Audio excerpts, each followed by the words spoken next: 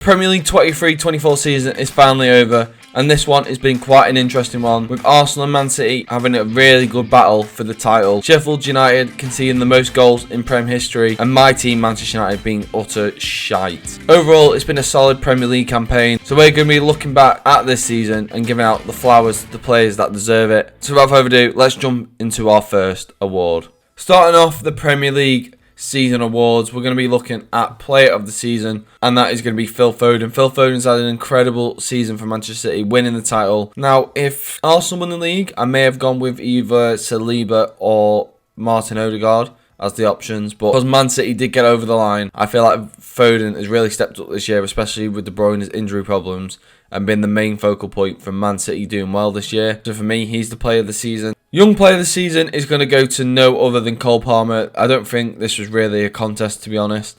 Cole Palmer has absolutely outperformed anyone's expectations of how they would think he would get on at Chelsea, scoring 20 league goals for them. Palmer's by far one of the most exciting prospects in the league at the moment, and it'd be very interesting to see how he gets on next season for them as well. Manager of the season is going to go to Unai Emery. Now, people knew Unai Emery's qualities before coming to Aston Villa. Obviously, he's managed Arsenal, PSG, and Sevilla and Villarreal as main clubs, and I feel like his time at Arsenal definitely did hinder his reputation in the Premier League, but I'm not doing the greatest with them. With other clubs, he's won multiple trophies, won European and domestic cups, and it was only a matter of time before he got his way with this Aston Villa side, and he's definitely done it this season by getting them Champions League football. No one expected Aston Villa to finish in the top four, especially being in the Conference League as well. With another competition to focus on, they still managed to get into the top four, and no one predicted that at the start of the season. So for me, Emery has got to be Manager of the Year. Honourable mentions obviously go out to Iraola at Bournemouth. They've done exceptionally well as well, but for me, Emery is just number one. Now we're going to be looking at the underrated player of the season, and for me, this award's going to go to Kai Havertz. Now, Kai Havertz got a lot of slander at the start of the season. Joining Arsenal, people didn't get why he was there. But I feel like this season he's been definitely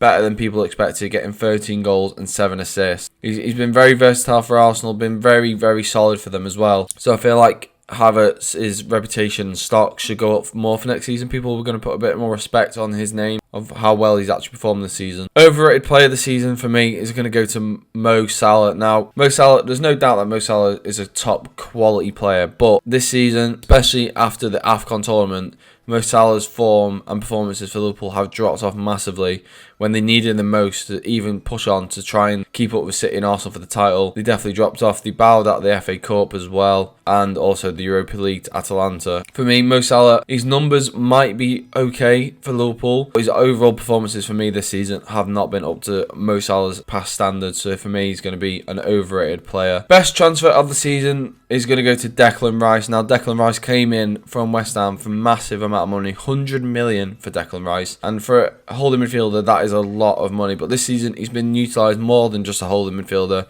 and as an 8 as well. And for me, Declan Rice is probably the second best midfielder. No, probably definitely the top 3 of the league. I would go De Bruyne, Rodri, and Rice as the top 3 midfielders. And the Arsenal fans definitely saw that this season and a level up in performance. The amount of players in the past that have transferred for 100 million and not succeeded as well. Players like Pogba, players like Grealish. Declan Rice has definitely shown that the price tag does not matter with the amount of good performances he's put in this season. And hopefully he can do really well for England in the Euros. Next up is going to be my team of the season. So my team of the season is going to consist of, in goal is going to be Raya. Then we've got a back four of Ben White, Saliba, Van Dijk and Dalot at left back, Rice, Rodri and Odegaard in midfield, and then Palmer, Watkins and Foden as a front three. So if we're going to break this down, I wasn't really sure with battle goalkeeper. Now, could have gone with Pickford. He's been very solid for Everton, one of the best defences in the league. Actual goalkeeping ability, if this was the standard best goalkeeper in the league, I would give it to Alisson. I feel like Alisson is by far the best goalkeeper in the league. But Raya has got the most clean sheets, and Arsenal have also conceded with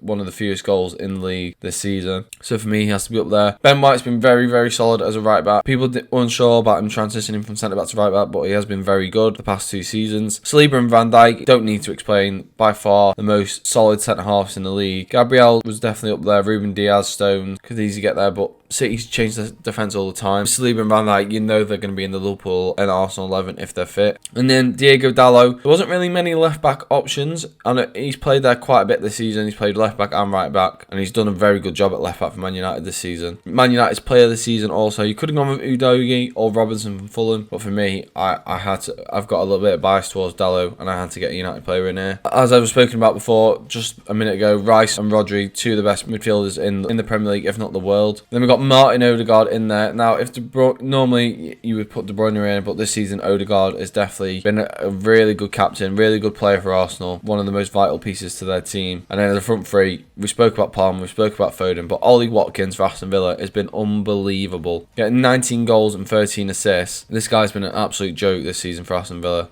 and one of the main reasons why they have got into the Champions League spaces. Next up, we've got Rookie of the Season. That's going to go to Kobbie Mainoo. Kobbie Mainoo has been one of the shining lights for Manchester United this season, and I'm excited to see if he should start in the Euros, scoring a massive goal in United's last game of the season against Manchester City in the FA Cup final. What a massive goal that was to secure them the win. And for me, he should be starting alongside Declan Rice for England in the upcoming Euros. Goal of the season is going to be Garnacho's bicycle kick against Everton. Once again, a bit of a bias for me, but I think a lot of people will agree this goal was absolutely incredible. Just the technique of it, and for such a young player to be trying that as well, it was just an incredible goal. For game of the season, it was between Manchester City and Chelsea, the 3-3 game, or it was the Chelsea versus Man United game, the 4-3 game. Now, I've gone with the Chelsea Man United game. I just remember this game a little bit more. It had absolutely everything in. United were in cruise control, really good performance, and then out of nowhere, Chelsea get goal, penalty, they win the game. It was just everything the game needs to be. It was just last minute drama,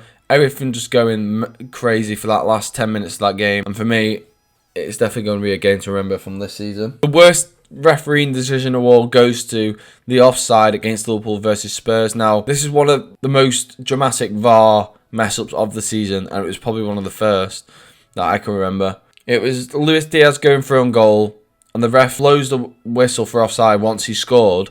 So they can overrule the goal, give it offside or onside, and the goal will count if it's onside. And then they gave it as offside, even though it was onside, and they let the game play on, even though they knew it was on. They got it wrong, so they could have easily pulled the game back and given them the goal. And if I know Liverpool were not close to sitting Arsenal to win the league, but if they did get them 3 points in that game, it would have looked a lot more better on their season. They could have, if that came down to that game, fucking them over for the title. I know I don't like Liverpool because I'm a United fan, but at the same time, you'd feel because it's VAR supposed to come in, make decisions right, and overall wrong decisions, and it was just an absolute shambles. The most shocking result of the season was Chelsea versus Spurs, 4-1, where Spurs had 2 red cards. This was just a mental game. They had 9 men still playing on the halfway line, and Chelsea had so many opportunities. Now, no one thought Chelsea were going to do anything against Tottenham when they come into this game. Spurs were in incredible form at the start of the season, and for Chelsea to go to the Tottenham Hotspur Stadium and turn them over like that was very, very impressive and shocking. No one expected it at all. And the best meme to come out of the season is the Saka limping when he has a stinker. This is absolutely iconic. When Arsenal are not doing well, Saka is having a bad game, he will always start limping off the pitch. It's been all over Twitter this season, and it makes me laugh every time. Now, if you have enjoyed the video, please drop a like. Let me know in the comments, do you agree or disagree with any of the awards I've given out? And let me know in the comments what awards you would have given out to certain ones. So would you have had Foden as player of the season? Would you have had Palmer as young player, etc, etc? You get the gist.